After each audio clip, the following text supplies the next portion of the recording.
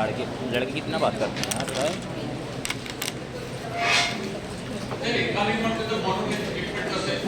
ये ऐसे लिक्विड्स होते हैं जिसके अंदर मॉलिक्यूलर डिस्पर्जेंस होते हैं, यानी लगभग सभी चीजें पानी के अंदर अच्छे से डिसॉल्व्ड कंडीशन में प्रेजेंट हैं। ऐसी सिचुएशन में ये सभी मटेरियल सिंपल फ्लो दिखाते हैं, इनके फ्लो ज्यादा कॉम्प्लेक्स नहीं होते। इन लिक्विड्स में जैसे जैसे हम शियर स्ट्रेस बढ़ाते हैं, रेट ऑफ शियर बढ़ता जाता है। इस फिनोमेना की स्टडी सबसे पहले न्यूटन नाम के साइंटिस्ट ने करी, इसीलिए इनको न्यूटोनियन फ्लूइड्स कहा जाता है। न्यूटोनियन फ्लूइड्स, जब न्यूटन ने सबसे पहले इनकी स्टडी करी तो उन्होंने ये देखा कि शियर स्ट्रेस और रेट ऑफ शियर का ये जो ग्राफ है ये 0 से स्टार्ट होकर के ऊपर की तरफ चलता है। आप लोगों से एक छोटा सा क्वेश्चन है, इस ग्राफ का स्लोप किस प्रकार है? पॉजिटिव बढ़िया। इसके स्लोप को क्या कहते हैं? करेक्ट, बिल्कुल सही आंसर है फ्लूइडिटी। इसके स्लोप को फ्लूइडिटी कहते हैं, जिसको पाई से रिप्रेजेंट किया जाता है। लेकिन न्यूटन ने एक और चीज स्टडी करी कि जब हम गाड़ी को 0 से गियर नंबर 1 पे लाते हैं, गियर नंबर 2 पे लाते हैं, गियर नंबर 3 पे लाते हैं, गियर नंबर 4 पे लेकर के जाते हैं, यानी अगर हम रेगुलेटर की स्पीड को बढ़ाना चालू करते हैं तो हम अपने पंखे को इलेक्ट्रिसिटी का स्ट्रेस देते हैं, जिस इलेक्ट्रिसिटी के स्ट्रेस के कारण इससे निकलने वाली हवा की स्पीड बढ़ते जाती है। मिक्सर ग्राइंडर में भी यही होता है। जब कभी हम इस ग्राफ को प्लॉट करते हैं, आप बताइए इस ग्राफ को क्या कहते हैं? रियोग्राफ। रियोग्राफ, बिल्कुल ठीक बात है। लेकिन ये जो रियोग्राफ होते हैं ना, इस रियोग्राफ में जब हम शियर स्ट्रेस, जिसको एफ से रिप्रेजेंट करते हैं, बढ़ाते हैं तो आने वाला कर्व ऊपर की तरफ जाता है, और इस कर्व को या इस लाइन को कहा जाता है अप कर्व। इसे कहते हैं ऊपर जाने वाला कर्व, अप कर्व। ओके, लेकिन मोस्टली हमारी बाइक में ज्यादा से ज्यादा 3-4 गियर होते हैं, कोई बहुत इंटरनेशनल होगी तो 5-6 भी हो सकते हैं, लेकिन नॉर्मल कंडीशन में हमारी गाड़ियों में 4 गियर। रेगुलेटर में भी देखें तो 1 2 3 4 इतनी स्पीड में हमारे बच्चे चल सकते हैं। सर 4 की स्पीड को अचीव करने के बाद क्या? 4 की स्पीड को अचीव करने के बाद चौथा गियर लगाने के बाद गाड़ी में हम अपनी गाड़ी को 100 की स्पीड में अचानक बंद नहीं कर सकते। हमें गाड़ी की स्पीड को वापस कम करना पड़ता है। तो जब हम चौथे गियर से गाड़ी की स्पीड को कम करते हुए वापस तीसरे गियर और दूसरे और पहले गियर पे लाते हैं, तो जहां तक हमारी मैक्सिमम स्पीड पहुंची थी, मान लीजिए 60 70 80 जो भी हमारी स्पीड पहुंची थी, 100 पहुंच गई मान लीजिए, और 100 के बाद जब हम अपनी गाड़ी की गियर को वापस पीछे लेकर के आते हैं तो एक और कर्व बनता है, जिस कर्व को कहा जाता है डाउन कर्व। दूसरे कर्व को कहते हैं डाउन कर्व। जी यानी वेलोसिटी, जी यानी रेट ऑफ शियर को बढ़ाते समय ऊपर लेकर के जाते हैं तो उसे कहते हैं अप कर्व, और मैक्सिमम स्पीड अचीव करने के बाद जो नीचे की तरफ कर्व आता है उसे कहते हैं डाउन कर्व। अब क्वेश्चन जो कॉम्पिटिटिव एग्जाम में पूछा जाता है वो ये होता है बेटा कि ये जो न्यूटोनियन फ्लूइड्स होते हैं ना, इनके केस में up curve and down curve दोनों एक दूसरे के सुपर इम्पॉसिबल होते हैं। ये इम्पॉसिबल नहीं है, दिस इज इम्पॉसिबल। इम्पोज करते हैं, सुपर इम्पोज।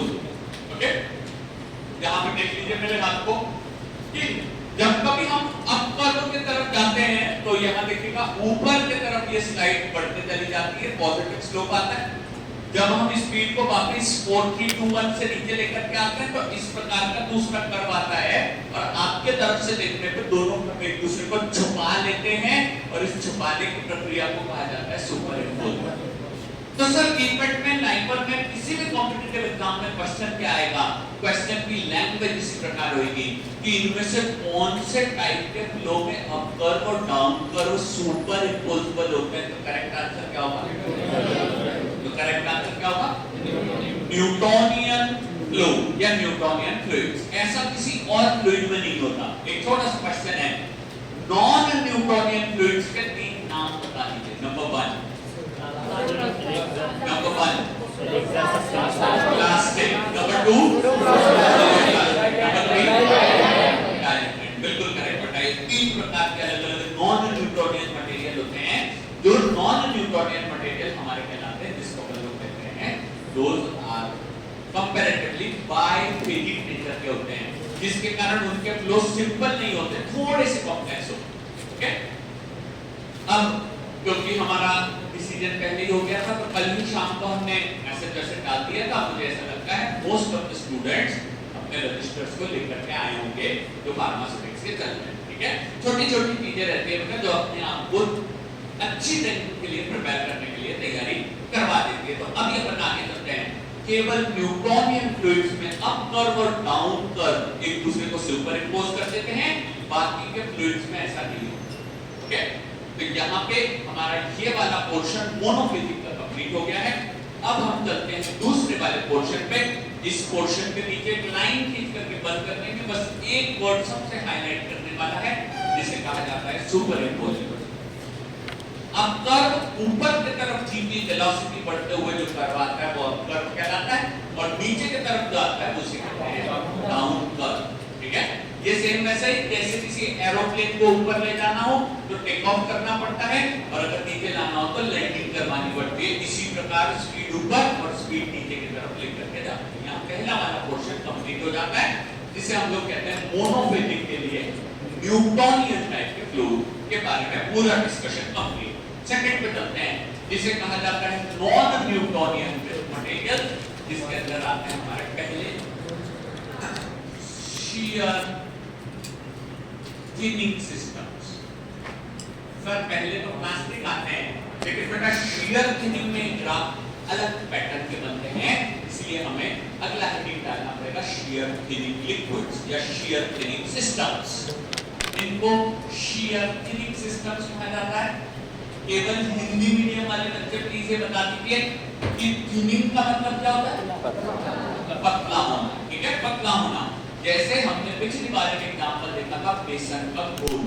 ठीक है, हमने ये चर्चा करी थी संडे के दिन मॉर्निंग में मेरी क्लास लगी थी, जब मैंने आप लोगों को सिखाया था कि हमारी मदर जब बेसन का घोल तैयार करती है भजिए बनाने के लिए, पकौड़ी बनाने के लिए, तो वो हर बार गरम तेल में उस बेसन के घोल को डालने से पहले अच्छे से चला ले। चलाने से वो किस प्रकार के हो जाते हैं?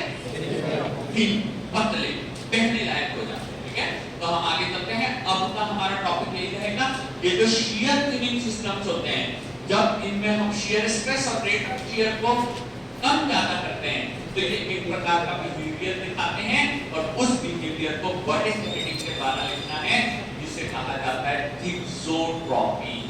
जिसे कहा जाता है थिक्सोट्रॉपी, जिसे कहते हैं thixotropy. Thixotropy, okay, thixotropy shear thinning systems thixotropic behaviour दिखाते हैं। थिक्सोट्रॉपिक बिहेवियर दिखाते हैं। इसकी छोटी सी डेफिनेशन लिखना है।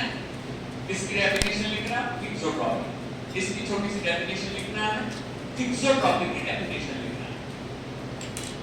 Okay, it is the time dependent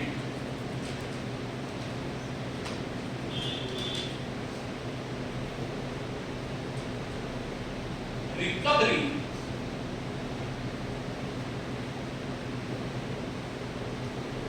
in the structure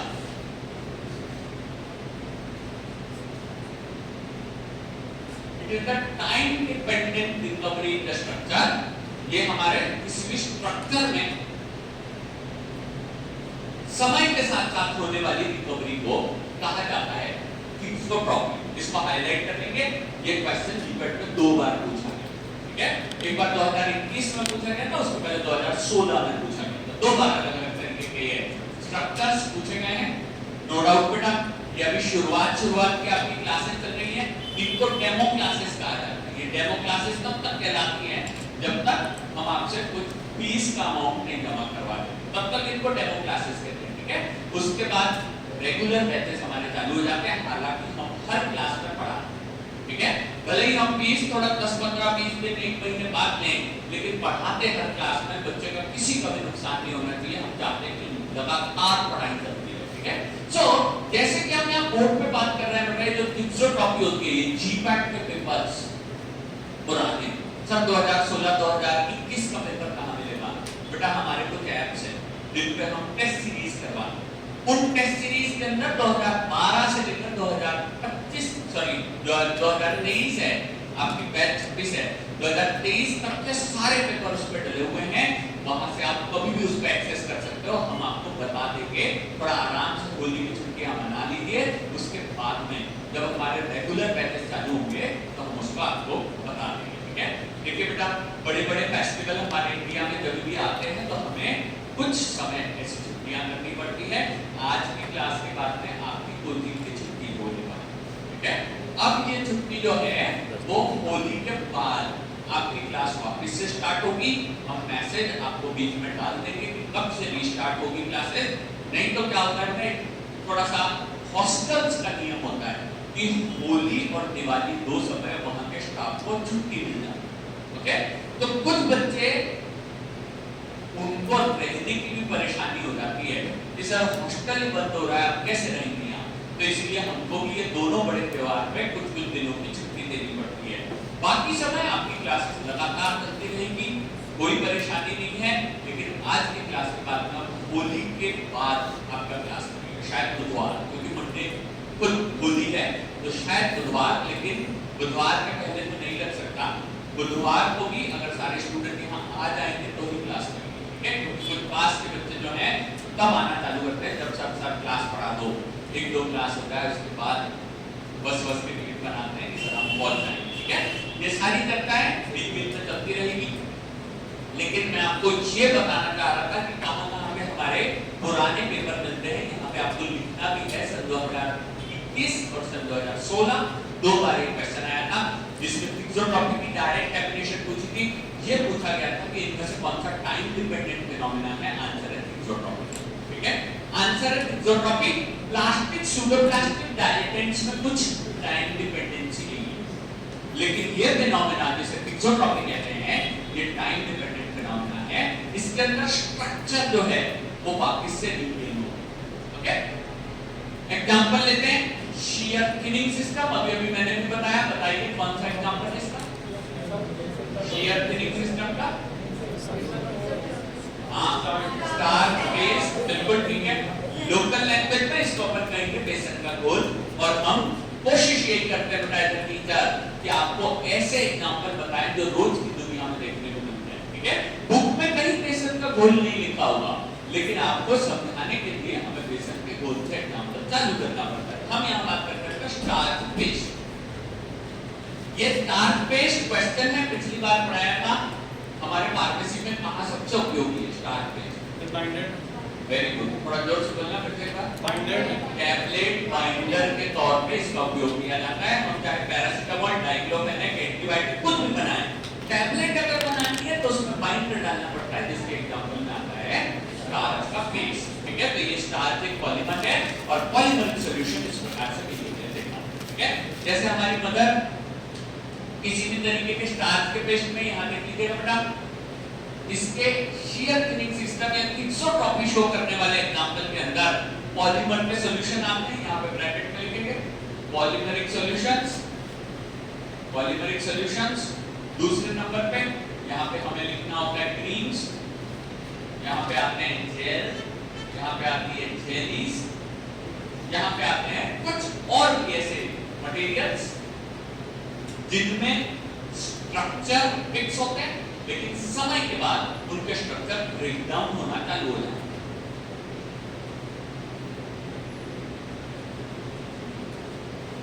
आगे चलते हैं, polymeric solution, cream, gel, jellies. बहुत सारे एग्जांपल है। स्टार्च पेस्ट मैंने आपको बताया टैबलेट बाइंडिंग के काम में आता है। इसी प्रकार एक और पॉलीमर पिछली बार पढ़ा था, कॉपी देख के बता कौन सा? हमारी एक्सपेक्टेशन यही है बेटा कि बाकी सब लोगों को भी यही नाम याद आता है। कुछ बच्चों के बेसिक्स अच्छे हैं, बहुत ही अच्छी बात है। जिन बच्चों के बेसिक्स अच्छे हैं वो अभी से टारगेट करो कि सर कॉन्फिडेंट की तैयारी करें, ठीक है?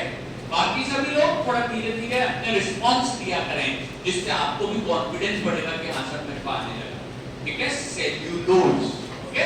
और पेज पलट के देखना, यहाँ कोई भी ऐसा नहीं कहेगा कि भाई तुमने पीछे देख करके क्यों आंसर दिया, लेकिन पीछे देखेंगे तो आपको कई बार कॉपी ऐसे आंखों के सामने से पलटते हुए से नजर आएगी, और जब भी फाइनल एग्जाम आएगा तो रिवीजन के कारण वो चीजें ध्यान रखेंगे। एक बात बताना, क्या नया गाना पहली बार में आप याद हो जाता है?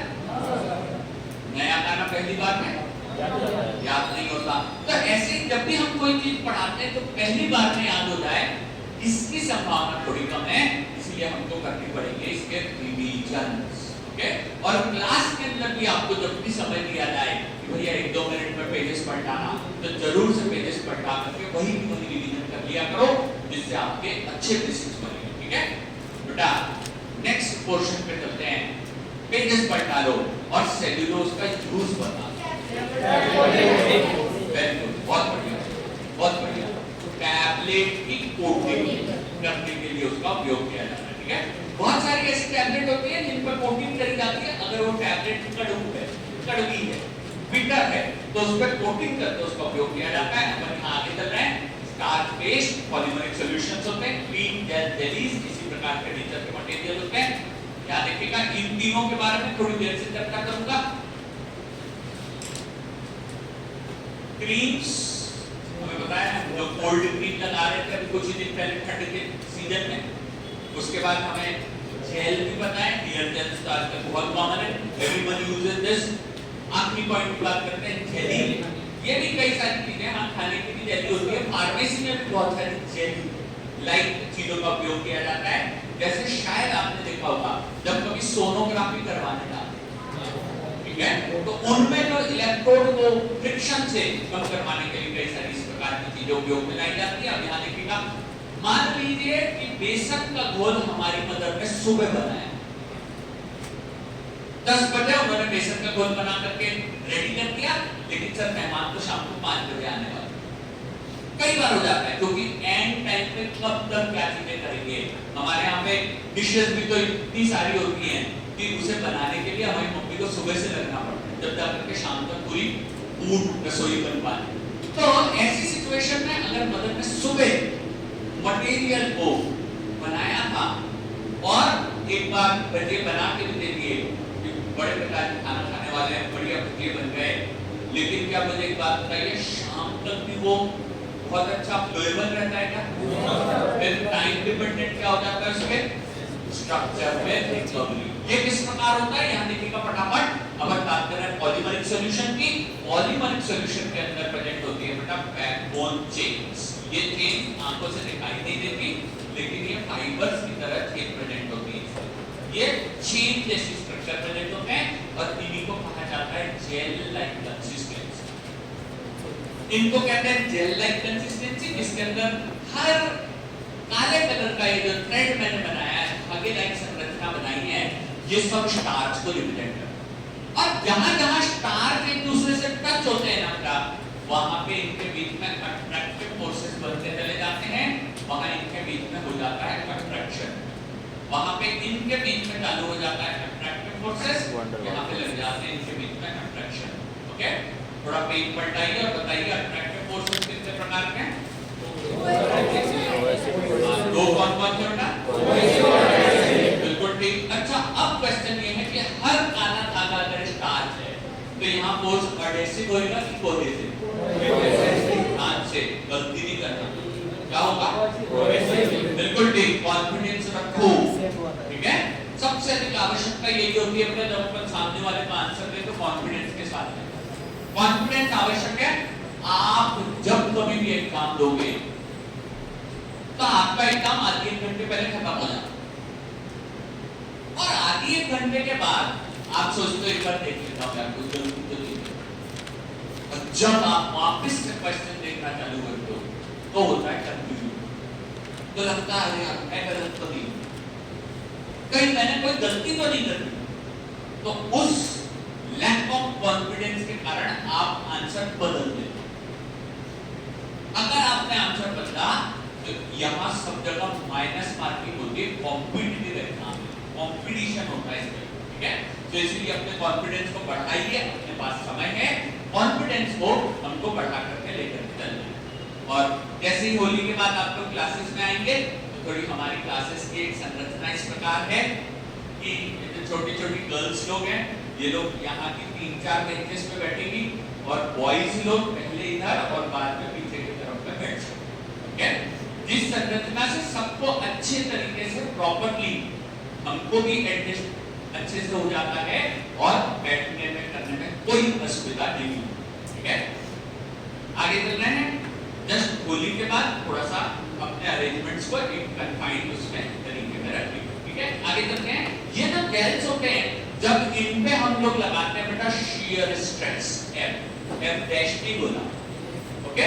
एफ डैश और एफ में थोड़ा सा अंतर है, शियर स्ट्रेस और फोर्स दोनों में पर यूनिट एरिया का अंतर। जब हम इन पे फोर्स लगाते हैं ना, जैसे हमारी मदर लगाती है उस बेसन के घोल पे फोर्स, तो इसके कारण क्या होता है, ये ब्लैक कलर के थ्रेड्स इस प्रकार फोर्स की डायरेक्शन में अपने आप को अरेंज कर लेते हैं, ठीक है। फोर्स इधर से लगाया गया, तो ये फोर्स लगाने के कारण ये सारे मटेरियल अपने आप को इस प्रकार से अरेंज कर लेते हैं और इसके बीच में, इनके बीच में ये वाटर के मॉलिक्यूल्स प्रेजेंट हैं।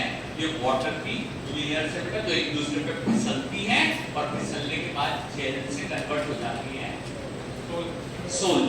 सोल एक शॉर्ट फॉर्म है जो सॉल्यूशन को कहा जाता है, जेल से सोल बन जाता है, ठीक है। लेकिन उसके बाद एक फिनोमेना होता है बेटा जिसे कहा जाता है डिफ्यूजन, ठीक है। जो चीज अपनी जगह पे है वो बेटा बहुत समय तक अपनी जगह पे नहीं रह सकती, उसे मूवमेंट में करनी होती है।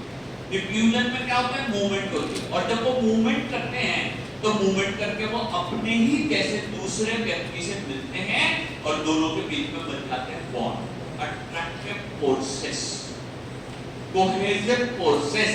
इस केस में यहां देखिएगा ये ब्लैक कलर के जो फाइबर्स हैं, गुड मॉर्निंग, एक बात बताइए, ये ब्लू कलर के फाइबर का है वाटर, मुझे पता है ये इवनिंग हो रहा है, ठीक है, लेकिन फिर भी कई बार किसी बच्चे का अगर ध्यान इधर उधर रहे तो मैं कई बार गुड मॉर्निंग करते रहता हूं, जिससे ध्यान थोड़ा यहाँ पे आता है, ओके।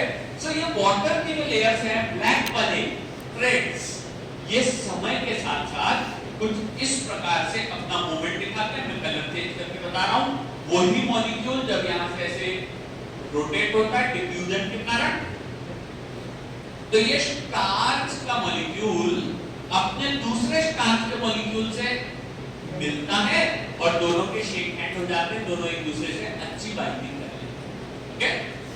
अकेला ये मूव होगा ऐसा नहीं है, दूसरा वाला भी यहां से मूव होता है, तीसरा वाला भी यहां से मूव होता है, और समय के साथ साथ इनके मूवमेंट लगातार बढ़ते चले जाते हैं। और इन मूवमेंट्स के कारण ये देखिए यहाँ पे देखिएगा, जहां ये चीजें मिलती है ना आपस में, वो कहलाते हैं vendor wall forces of attraction. और ये वेंडर वॉल फोर्सेस धीरे धीरे बनने लगे वापस, और जब वापस बनते हैं तो स्ट्रक्चर में क्या हो जाती है, रिकवरी, ओके। जैसे एक एग्जांपल सुनिएगा, अगर किसी कच्चे रास्ते से कोई गाड़ी 50, 60, 70 की स्पीड में फटाक से चली जाए तो धूल पूरी उड़ जाती, लेकिन धूल को नीचे बैठने में समय लगता। अगर हम किसी चीज को फटाफट तोड़ दें तो तोड़ना तो आसान है क्योंकि हमने उसको स्ट्रेस दिया, लेकिन उसके बाद जब हम उसमें समय देते हैं तब जाकर के स्ट्रक्चरल रिकवरी होती है। और समय के साथ साथ जैसे जैसे बॉन्ड वापस बनने लग जाते हैं तो जेल से जो सोल बना था वो वापस से जेल में कन्वर्ट हो जाता है। Thixotropy is called as conversion from gel sol gel phenomena. Thixotropy को कहते हैं जेल सोल जेल, जबकि शियर फिनिंग सिस्टम कहलाते हैं जेल से सोल में बदलना। बस वहां तक इतना ही था, वो टाइम डिपेंडेंट नहीं रहता। इसमें समय के साथ साथ वापस जेल सोल जेल बन जाते हैं, इसमें समय के साथ साथ वापस जेल सोल जेल बन जाते हैं। हम आगे चल रहे हैं, इसका एक एग्जांपल दिखाता हूं, समझाता हूं फटाफट, निश्चित करके इसको आगे बढ़ जाते हैं। मेरा ख्याल हम में से कई सारे लोगों ने एक बोतल देखी होगी, डिब्बी आती है छोटी सी, विक्स की डब्बी, देखा है सबने? अच्छा, वैसलीन वो भी देखा है, और कोल्ड क्रीम की डब्बी, हेयर जेल के 10 रुपए वाले पाउच नहीं, हेयर जेल के बड़े वाले डब्बे देखे कभी? इन सब में माउथ नैरो होता है या वाइड? पक्का? विक्स में भी, बाम में भी, आयोडेक्स में भी, इन सब के अंदर माउथ जो रहता है वो वाइड होता है। ओके? लेकिन जब कभी अपन कोई लिक्विड लेते हैं तो लिक्विड के माउथ रीजन यही है कि भाई जो हमारा जेल लाइक मटेरियल है ना, जेल लाइक कंसिस्टेंसी, वो गलती से उल्टा भी हो जाए तो गिरता नहीं।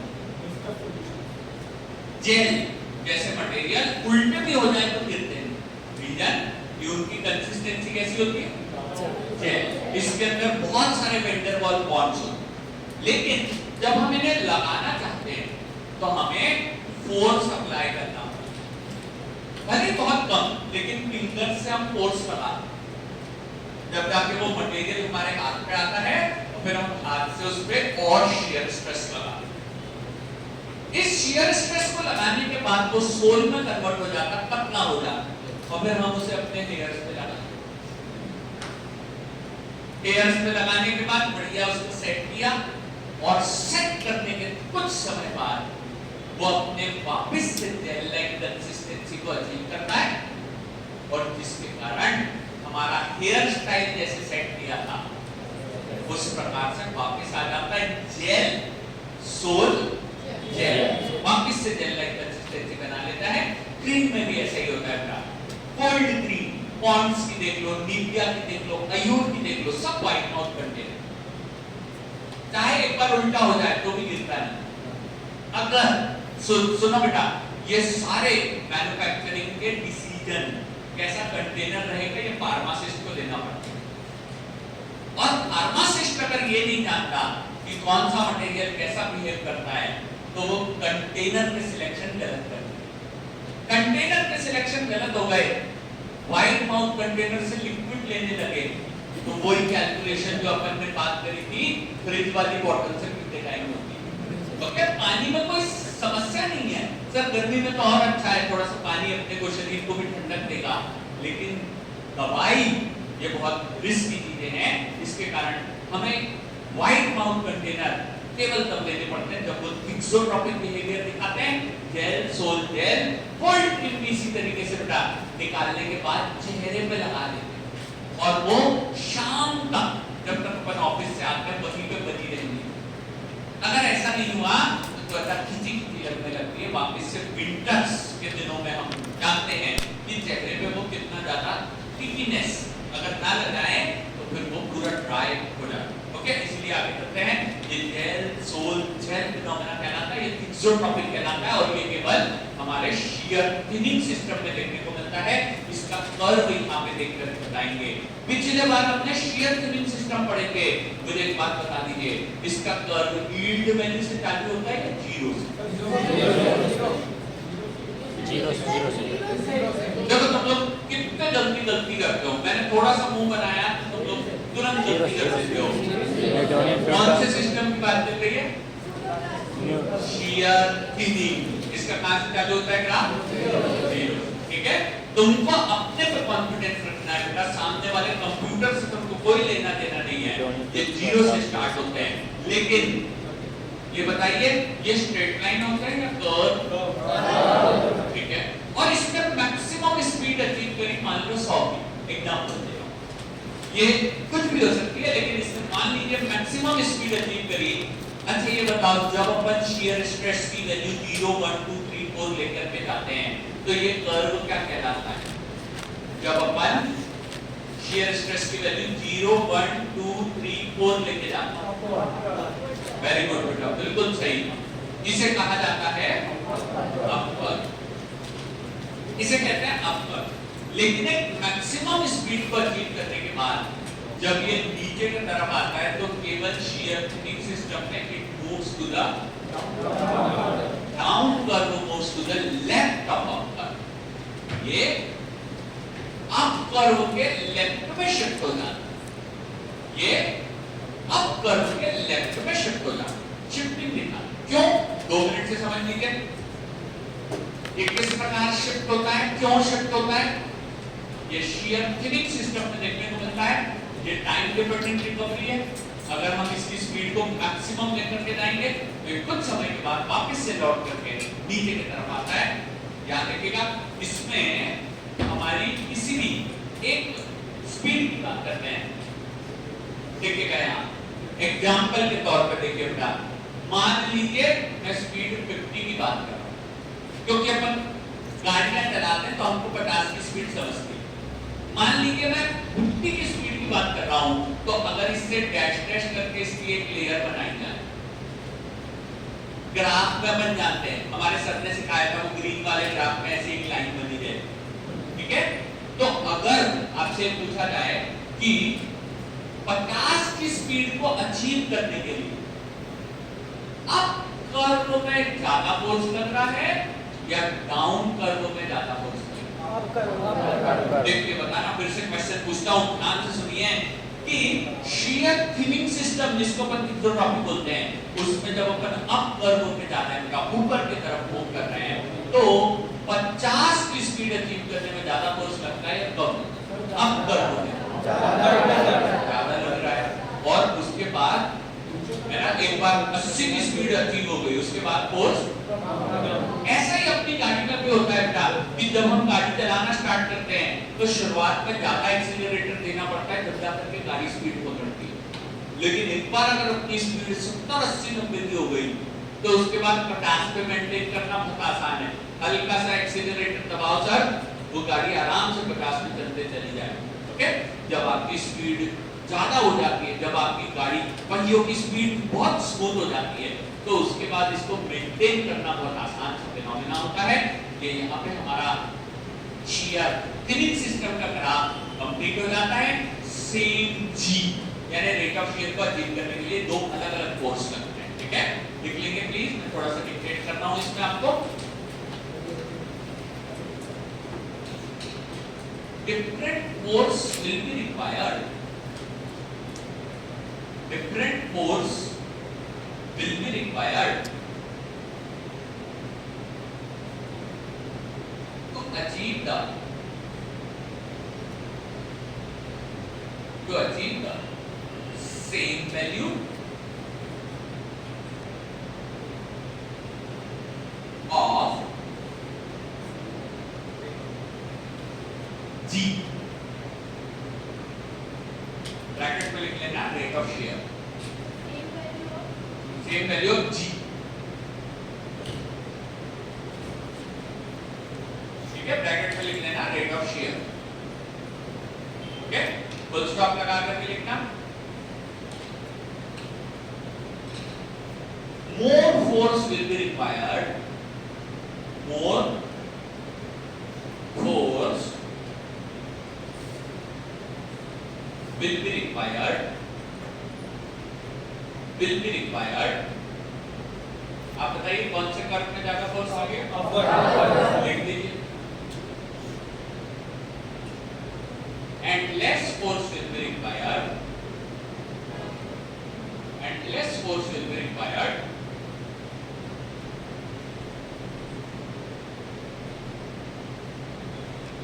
in the dash पर आपको लिखना है, बिल्कुल ठीक, लिख दीजिए। अब अगली लाइन में एक छोटा सा वर्ड लिखिएगा,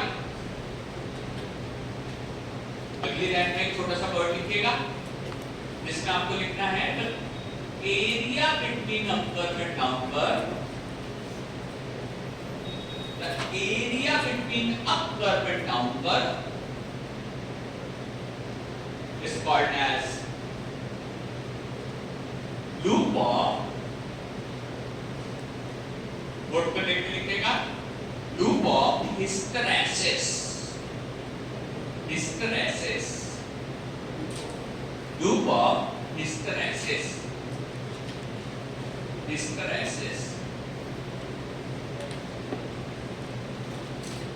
इंपॉर्टेंट पोर्शन है बेटा, कॉम्पिटिटिव एग्जाम में क्वेश्चन कैसा आएगा सुनो। वो पूछेंगे the area between upper and down curve is called as dash, वो डैश लगा देंगे और पहला ऑप्शन क्या देंगे पता है? Loop of Henle. पहला ऑप्शन क्या देंगे? ये कहाँ प्रेजेंट होता है? नेफ्रॉन में शेप नेफ्रॉन। वो बायोलॉजी का है, ये फिजिकल फार्मेसी का है, और दोनों भी लूप से चालू होकर के एच की स्पेलिंग। तो इसलिए कई बार बच्चे कंफ्यूज हो जाते हैं। आपका सही आंसर होगा लूप ऑफ हिस्टेरेसिस। अब कर्व और डाउन कर्व के बीच की जगह को कहा जाता है लूप ऑफ हिस्टेरेसिस। ठीक है, यहाँ पे ये वाला पोर्शन कंप्लीट होता है। अगला लिखेंगे types of loop of hysteresis. ठीक है, अगला छोटा सा हेडिंग डालेंगे types of loop of hysteresis. Types of loop of hysteresis. Type of loop of hysteresis.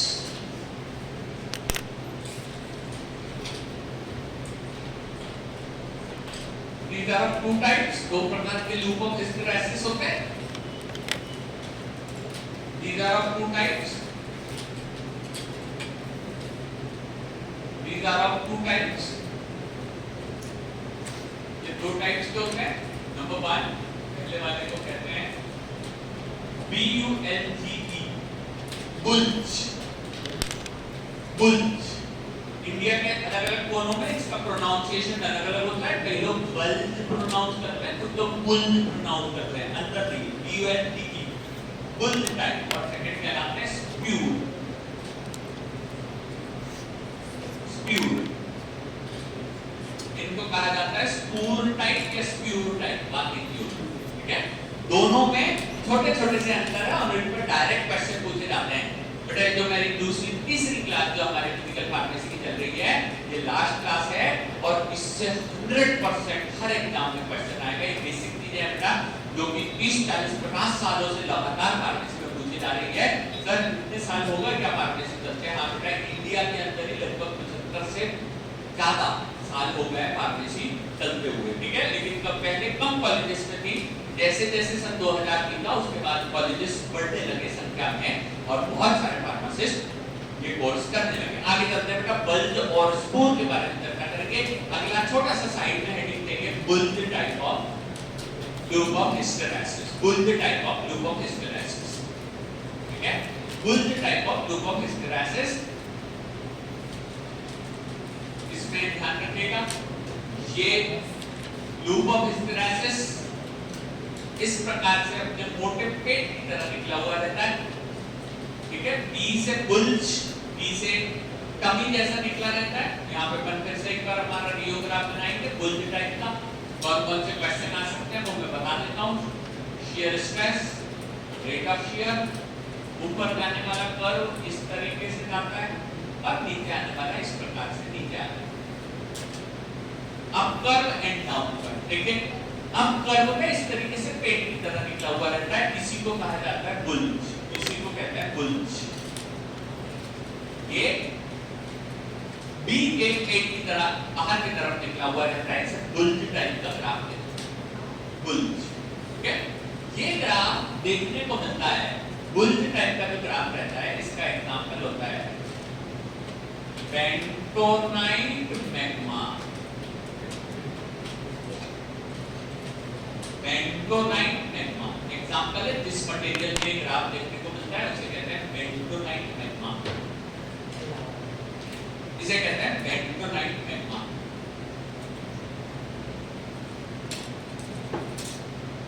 बेटा एक छोटा सा बॉक्स बनाएंगे। इस बॉक्स के अंदर हमको लिखना है क्या? Very good, basics. दो छोटे छोटे बेसिक्स हैं। पहला बेसिक्स कहलाता है बेंटोनाइट। बेंटोनाइट जो एक प्रकार का सिलिका मटेरियल है। सिलिका, ये एक प्रकार का सिलिका मटेरियल है। सिलिका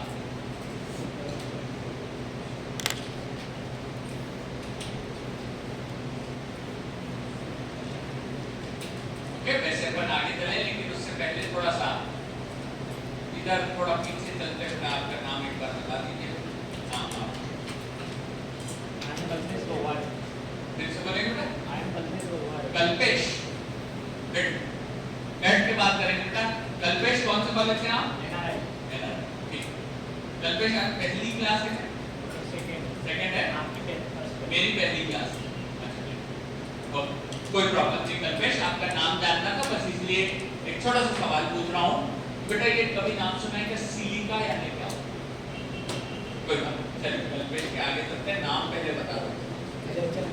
जयचंद कॉलेज है ना, आपने सुना है? सिलिका जयचंद, बढ़िया, ठीक। जयचंद के बाजू में आपका नाम? राज कॉलेज है ना, राइट। आज आपने सुना है कि silica day to day languages में या भाषा में क्या होता है? सुने तो है सर, लेकिन उतना उसके बारे में पता नहीं। ठीक है, जहाँ नहीं पता रहता ना राज, जयचंद, और आप लोगों को चीज पूछ लीजिए कि सर ये हमें नहीं पता। अभी बोर्ड पे लिखा है मैंने, नो डाउट समझाऊंगा, लेकिन फिर भी अगर कोई भी शब्द इतने समय में आपको ऐसा लगे जो नहीं सुना सर, तो वो जरूर से पूछें। राज के बाजू में आपका नाम? Rohan college NRI. रोहन आपने सुना है? वही सिलिका जेल सुना। ठीक, गुड। चलिए कोई बात नहीं, आप लोगों के धीरे धीरे नाम पूछते रहूंगा, जिससे मुझे भी ये सारे नाम पता चल जाए कि मेरे बच्चे कौन कौन से पढ़ रहे हैं और किस तरीके से मुझे उन्हें गाइड करना है। सिलिका का मतलब होता है मिट्टी, ओके, सैंड, मिट्टी। Silica is a type of sand.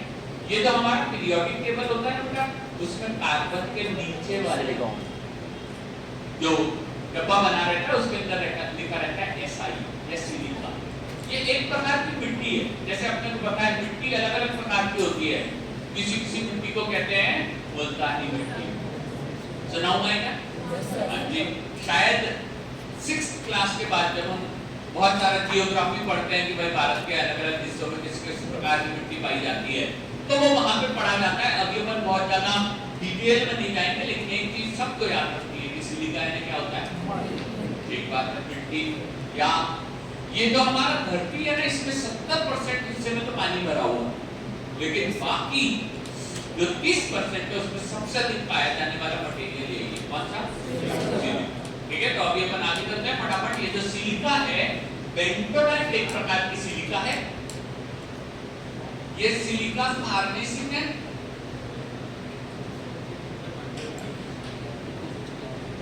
इसका बेंटोनाइट का यूज होता है, ये एक एब्सॉर्बेंट है, यानी एब्सॉर्ब करने वाली। जैसे मुल्तानी मिट्टी होती है, हमारे चेहरे की डेड सेल्स को निकाल देती है, एब्सॉर्बेंट है। सिलिका फार्मेसी के अंदर उपयोग में आती है एब्सॉर्बेंट। ये सिलिका यहाँ पे सस्पेंडिंग एजेंट की तरह काम में आता है, सस्पेंडिंग एजेंट। तो यहाँ बेसिक के अंदर जो चीज आपको नहीं पता रहती उनको ज्यादातर बताया जाता है। इसे नंबर 1 बेंटोनाइट के बारे में बात कर रहे हैं, जो केमिकली सिलिका नेचर का होता है। ये सिलिका हमारे एब्सॉर्बेंट के तरीके से काम में आती है, और दूसरे नंबर पे इसका उपयोग होता है सस्पेंडिंग एजेंट के तौर पे। ठीक है, ये सिलिका या बेंटोनाइट, सुनिए बेटा, हो सकता है आप में से कई सारे लोगों ने मुल्तानी मिट्टी तो सुना है, लेकिन हमारे जैसे जो छोटे गांव के बच्चे हैं, हम सब छोटे छोटे से गांव से पढ़ करके आए थे, ऐसे ही 12th के बाद बाहर निकले थे, तो हमारे गांव में कई बार होता है किसी किसी तालाब जो मिट्टी होती है ना, उसको कहा जाता है कि उसका उपयोग करते हैं बाल धोने। ठीक है, रीजन समझिए, ये मिट्टी में बहुत अच्छा एब्सॉर्बेंट नेचर होता है, तो वो हमारे जितने भी पसीना, तेल, मरी हुई सेल्स, कोई भी जो हमारे ये हो जाते हैं ना डेंड्रफ, इन सबको एब्सॉर्ब कर देती है।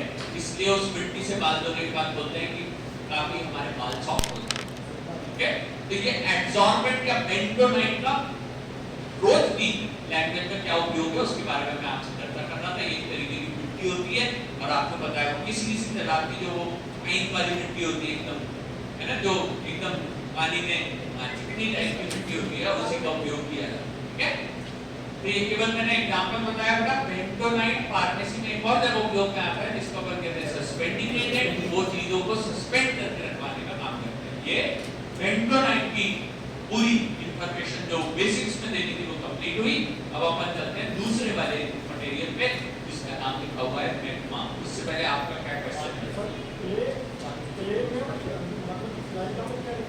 कोई ज्यादा खास डिफरेंस नहीं है बेटा। जैसे अपन इंसानों को है ना ह्यूमंस भी कह सकते हैं, आदमी भी कह सकते हैं, इस प्रकार से कोई ज्यादा अंतर नहीं। ठीक है, ये सेम मटेरियल है जिसको अलग अलग जगह अलग अलग नाम से पुकारा जाता है। ठीक है, तो अपन अभी आगे चलते हैं। यहाँ पे बेंटोनाइट या सिलिका, सिलिका एक्चुअली उसका केमिकल नेम है बेटा। ठीक है, आगे चलते हैं। दूसरे नंबर पे यहाँ पे हमारे को लिखना है मैग्मा। मैग्मा, ये वर्ड जानबूझ करके हाईलाइट दूसरे कलर से लिख रहा हूं क्योंकि इसका मीनिंग होता है suspension of inorganic materials. Suspensions of inorganic materials, suspensions of inorganic materials. जैसे आप भी बता दीजिए एक बारी, छोटा सा क्वेश्चन है ये, इनऑर्गेनिक यानी क्या होता है? इनऑर्गेनिक जो केमिकल कार्बन नहीं होता, जिसमें कार्बन जिसमें कार्बन नहीं होता। नहीं होता। ठीक है, जिसमें कार्बन होता है उसको क्या कहते हैं?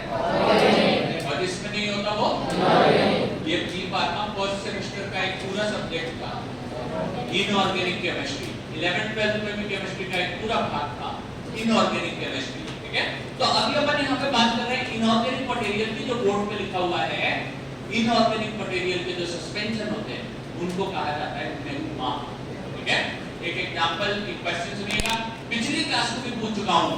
सस्पेंशंस किस नेचर के मटेरियल के बनाए जाते हैं? वाटर सॉल्युबल या इनसॉल्युबल? इनसॉल्युबल। बिल्कुल, बारिश के दिनों में जब पानी जमीन से, पहाड़ों से होता हुआ जब किसी तालाब में या नदी में जाता है तो वो अपने साथ मिट्टी को घुलते हुए लेकर के चला जाता है। ओके, अब ये बताइए क्या वो मिट्टी हमेशा के लिए घुल जाती है या कुछ समय बाद? कुछ समय बाद नीचे बैठ जाती है। ये जो सस्पेंशंस होते हैं, ठीक है, जो डिसॉल्व नहीं होते, वही नीचे बैठते बैठते वो जिसको आप चिकनी मिट्टी कहते हैं, कुछ समय के बाद निकलती हमारे तालाब से। जब बारिश के दिनों में इस प्रकार से किसी भी डैम को देखा जाए तो उसका कलर पट पैदा होता है। ठीक है, बारिश बंद होने के 15-20 दिन बाद बढ़िया ब्लू कलर हो जाता है और गर्मी में हरा, क्योंकि उसके अंदर वो काई हो गया।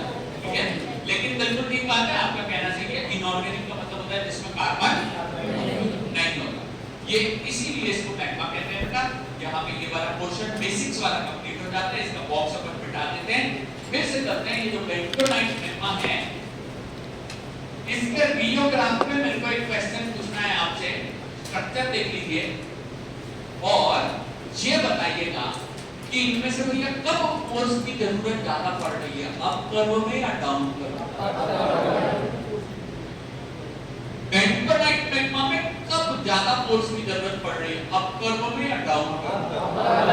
बढ़िया बेटा, कॉन्फिडेंस रखिए, बिल्कुल सही बात है कि हाँ सर, इसके स्ट्रक्चर को तोड़ने में ज्यादा फोर्स की जरूरत लग रही है। और ऐसे स्ट्रक्चर को कहा जाता है, यहाँ देखिए बेंटोनाइट बताता है हाउस ऑफ कार्ड अरेंजमेंट।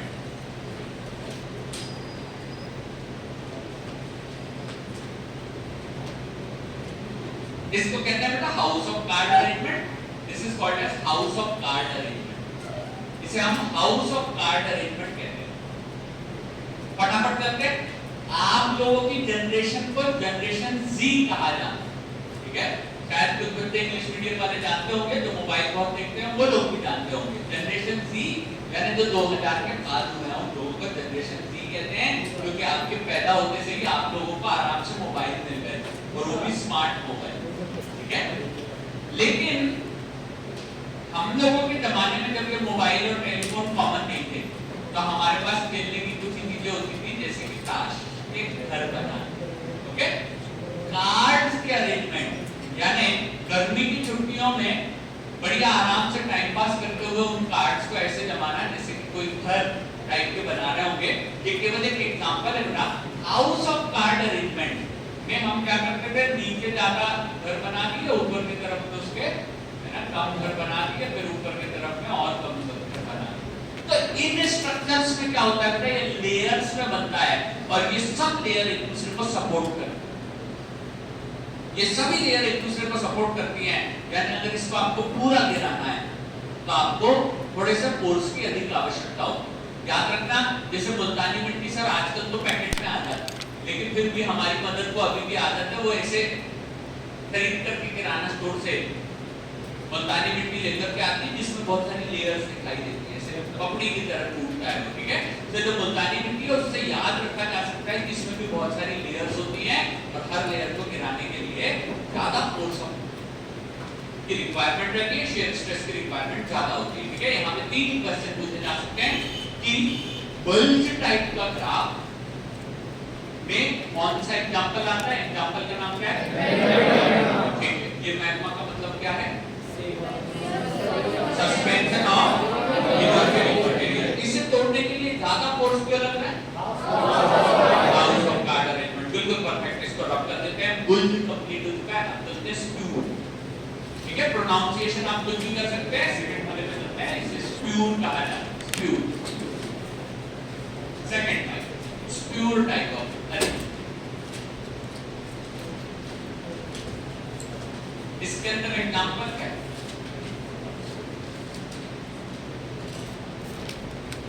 जो मटेरियल आता है ना उसे कहा जाता है पेनिसिलिन जी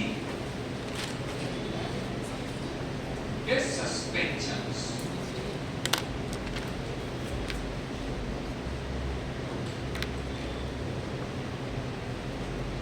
इसके अंदर भी बेटा जो अपकर्व होता है उस अपकर्व में एक शार्प पॉइंट प्रेजेंट होता है जिसको अपन स्प्यूर वैल्यू कहते हैं।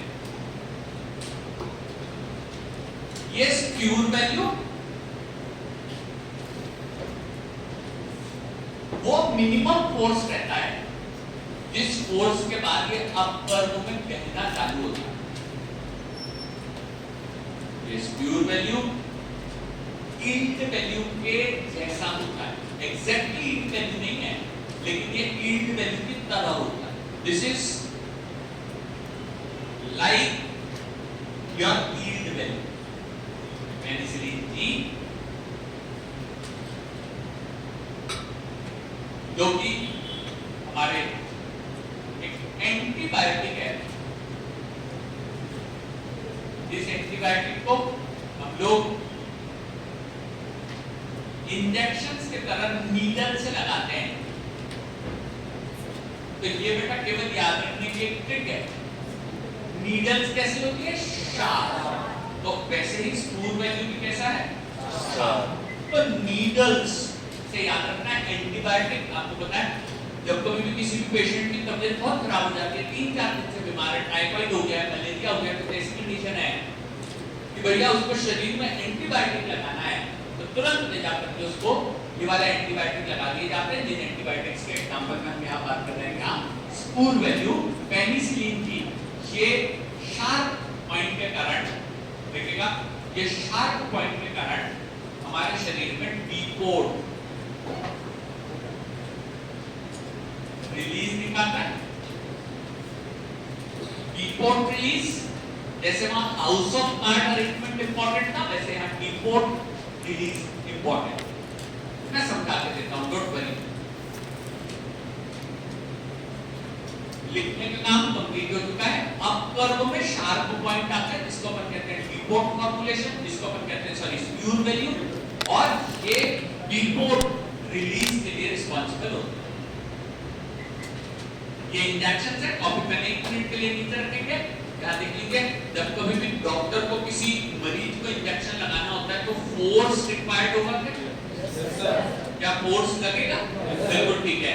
ये जब इंजेक्शन लगाए जाते हैं, अगर यहाँ की बात करेंगे तो ये इंजेक्शन कौन से इंट्रावेनस या इंट्रामस्कुलर? कौन से? बिल्कुल ठीक बात है। मसल्स में पहले से सेल्स है और वहां पे आसपास में लिक्विड भी। तो जब कभी आप यहाँ इंजेक्शन लगाते हो तो आप फोर्स के द्वारा आपके सिरिंज में लगे हुए मटेरियल को अंदर छोड़ते हो। सर सिरिंज की नीडल जो बेटा शार्प मेटल का अंदर जाता है उसे कहते हैं नीडल, और जो प्लास्टिक में अपन रख लेते हैं उसको कहा जाता है सिरिंज, ठीक है। तो सिरिंज और नीडल अलग अलग चीजें होती हैं। नीडल से शार्पनेस याद रखने के लिए मैंने आपको कहा, सिरिंज से यहाँ पे इंजेक्शन लगाए जाते हैं। और सुनिए इंजेक्शन लगाने के लिए फोर्स लगेगा, और यहाँ बहाव लाने के लिए फोर्स इनिशियली ज्यादा चाहिए या कम? देख के बताइए स्मूथ वैल्यू में क्या फोर्स ज्यादा चाहिए, ठीक है, लेकिन इसमें बल्ज नहीं बनता, इसके अंदर शार्प वैल्यू आती है, उसके बाद तुरंत ये कंप्लीट हो जाता है, ठीक है। लेकिन यहाँ समझिए ये अच्छी बात है हमारे लिए। हम यहाँ पे बात करते हैं बेटा ये जो पेनिसिलिन जी के सस्पेंशन होते हैं, अच्छा मुझे बताइए इनऑर्गेनिक मटेरियल के सस्पेंशन क्या कहलाते हैं? करेक्ट, क्या कहलाते हैं बेटा? मैग्मा, ठीक है। यहाँ क्या हमने मैग्मा लिखा है, तो फिर क्या लिखा? यानी किस चीज का होगा? थोड़ा लॉजिक लगाइए, वहां इनऑर्गेनिक को क्या कह रहे थे? मैग्मा, और यहाँ क्या लिखा है? सस्पेंशन, तो ये किस नेचर का होगा? ऑर्गेनिक, यानी ये पेनिसिलिन जी ऑर्गेनिक मटेरियल, ठीक है। हालांकि हमारी दवाइयों में ज्यादातर चीजें ऑर्गेनिक नेचर की होती है, फोर्थ सेमेस्टर में आपको पता ही है ऑर्गेनिक मटेरियल्स, ठीक है।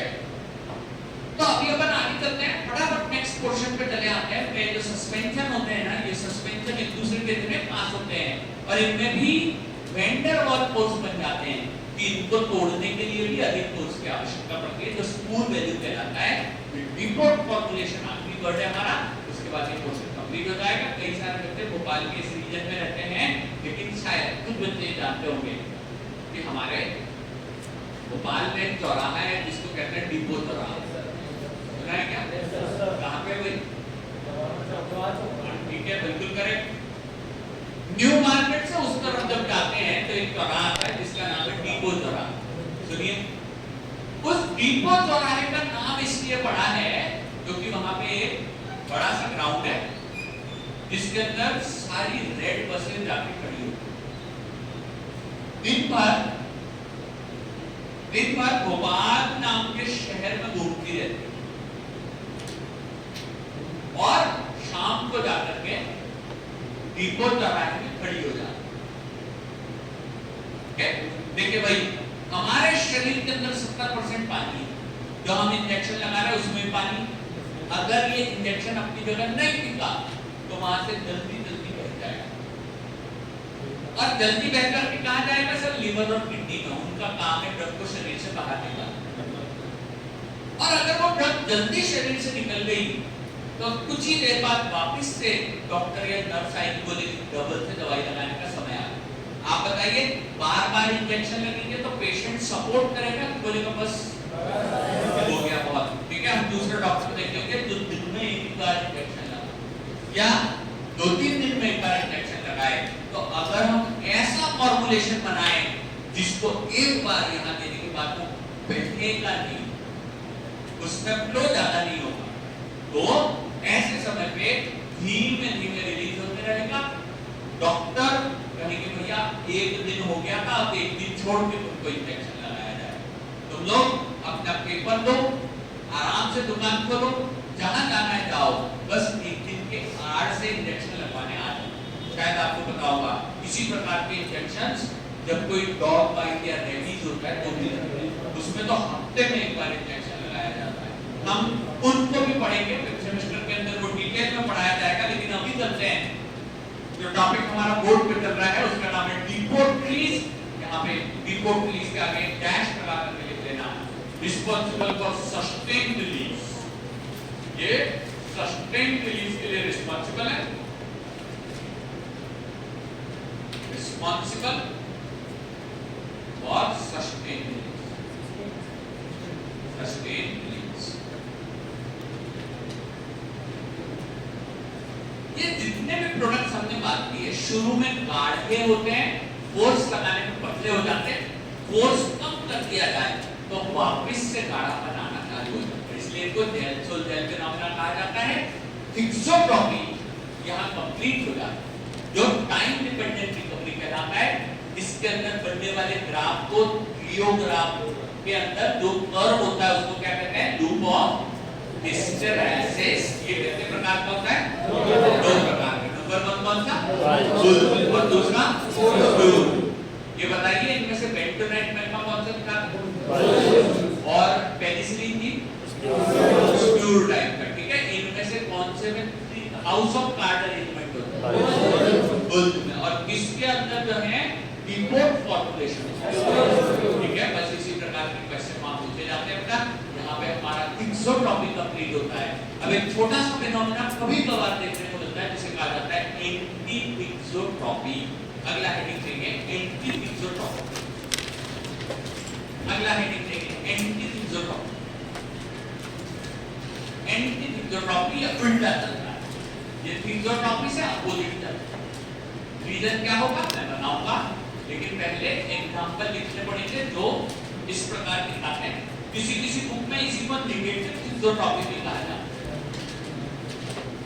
एंटी थिक्सोट्रॉपी, थिक्सोट्रॉपी का अपोजिट। इस कंडीशन में ज्यादा फोर्स लगाने की आवश्यकता पड़ती है अगर हम स्पीड बढ़ाना चाहें तो, ठीक है। वहां क्या था, फोर्स लगाने पे स्पीड जो है बढ़ जाती है, ओके। कम फोर्स लगता था अगली बार, लेकिन यहाँ पे फोर्स ज्यादा लगेगा अगली बार। गाड़ी की स्पीड को मेंटेन रखने के लिए ज्यादा फोर्स लगेगा। इसमें बहुत ज्यादा एग्जांपल नहीं होते, केवल एक एग्जांपल होगा, उसको मैं लेता हूं। लेकिन हाँ बेटा, उससे पहले आपका क्वेश्चन बोलिए। सर आपने बोला था कि जो वेंडर और फोर्स होते हैं वो एक वीक फोर्सेस होते हैं, नीचे सस्पेंशन में केक का फॉर्मेशन हो रहा है। सर जब फोर्स जब वीक है तो सब पार्टी का उसकी जल्दी जल्दी टूट जाना चाहिए, और सर वो टूट क्यों नहीं, मतलब कि उनको फिर आपसे बोला कि उनको बहुत फोर्स की जरूरत पड़ रही है। बहुत बढ़िया, ठीक बात, अच्छा क्वेश्चन है। ये चीज ये दर्शाती है कि भैया आपके माइंड में एक्टिवली जो चीजें पढ़ाई जा रही है उससे रिलेटेड कुछ ना कुछ क्वेरी उठ रही है। अच्छी बात है। अब सुनो, होता क्या है, आप अपन बात कर रहे थे बेटा सस्पेंशन के बारे में। सस्पेंशन में प्रेजेंट होते हैं सॉलिड्स, जो रिजिड पार्टिकल्स, उनके शेप आसानी से बदले नहीं जा सकते, लेकिन लिक्विड्स के शेप आसानी से बदल सकते। अपन पढ़ रहे हैं suspension, okay. Particles rigid, okay. और जब ये रिजिड पार्टिकल एक दूसरे के पास आते हैं तो वेंडर वॉल फोर्स बनता है जो वीक है। लेकिन ये देखिए, ये हुआ वेंडर वॉल फोर्स, इसे तोड़ना आसान है। लेकिन जब बहुत सारे वेंडर वॉल बॉन्ड बन जाते तो इन्हें तोड़ना मुश्किल। ये कहानी क्लास 5th के हिंदी में सुनी थी कि भाई एक लकड़ी को तोड़ना आसान होता है, अकेले वेंडर वॉल फोर्स को, अकेले एक वेंडर वॉल फोर्स को तोड़ना आसान है, लेकिन जब 100 वेंडर वॉल फोर्स आ जाएंगे तो आप पूरी ताकत लगा के भी उनको तोड़ नहीं पाएंगे। इन्हें तोड़ने के लिए आपको अधिक फोर्स की जरूरत पड़ेगी। ये इसी कारण होता है। लेकिन सुनो, वहीं पे मैं फिर से आपके एग्जांपल को लेकर के और इलैबोरेट करना चाहूंगा। सभी बच्चों के लिए सीखने वाली चीज है कि सर सस्पेंशन में तो कम है वो बनाए थे बॉन्ड्स, ये जो पॉलीमर बनाया है इसके अंदर तो कितने सारे लाल डॉट बनाए। बट होता क्या है, ये पॉलीमर की चेन फ्लेक्सिबल होती है, सस्पेंशन होते हैं रिजिड, और पॉलीमर की चेन होती है। तो जितना आप फोर्स लगाते हो उस हिसाब से वो अपने स्ट्रक्चर को तोड़ करके चेन को सीधे में लेकर के आते हैं। समझ गए? बहुत अच्छा। आप क्वेश्चन पूछेंगे तो बेटा बहुत अच्छा रहेगा, आपके भी कॉन्सेप्ट क्लियर होंगे। और हम ये चीज गारंटी से बताते हैं बेटा, जब कोई एक बच्चा पॉजिटिवली चीजों को लेकर के चलता है तो उसके कारण क्या होता है बेटा, सभी पूरे ग्रुप के हमारे जो रिजल्ट्स हैं वो बेटर हो जाते हैं। ठीक है?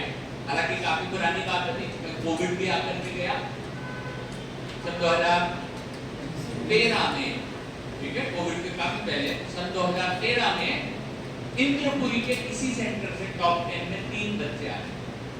ठीक है? All India 2nd, all India 6th और ऑल इंडिया 8th, इसी जगह। ठीक है?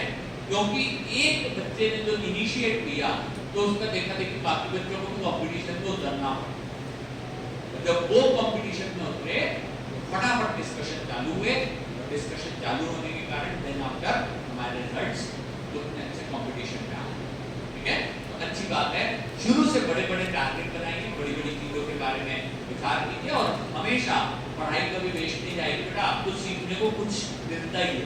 कभी ऐसा नहीं होता कि आपसे हम खींच लेंगे कि भाई तुमको ये नहीं सिखाएंगे, हमेशा कुछ ना कुछ नया सीखने को मिलता है। आपने जैसा लगता है कि केमिस्ट्री की भी एक क्लास हो गई, केमिस्ट्री की एक क्लास, बायोलॉजी की भी 2 या 3 क्लास हो गई है, बायोलॉजी और कॉग्निशन में मजा आता है। और कॉग्नोसी की अरे वाह, 2 क्लास कॉग्नोसी की भी हो चुकी है। वो मेजरली सभी टीचर्स ने आपके 1 2 3 लेक्चर ले लिए हैं। होली के बाद थोड़ी सी स्पीड बढ़ाएंगे, लेकिन अभी चलते हैं एंटी टॉपिक की तरफ। एंटी टॉपिक के एग्जांपल में आता है हमारा milk of magnesia. Milk of magnesia also called as, आजकल तो व्हाट्सएप का जमाना है, कई सारे बच्चे इंग्लिश में बात करते हैं, आपको शॉर्ट फॉर्म हमसे ज्यादा समझते हैं, इसको कहा जाता है called as. Sir spelling C से चालू होती है, कॉल्ड की बिल्कुल सही है, लेकिन बेटा ये कुछ ऐसे टर्मिनोलॉजी जो आजकल की लैंग्वेज से यूज में आने लगे हैं। Also called as magnesia magma, इसी को कहा जाता है मैग्नीशिया मैग्मा। ये बहुत ही ज्यादा वाइट कलर का होता है, इसीलिए इसे मिल्क कहा जाता है। क्वेश्चन है आपसे, ये किस फिंगर का होगा?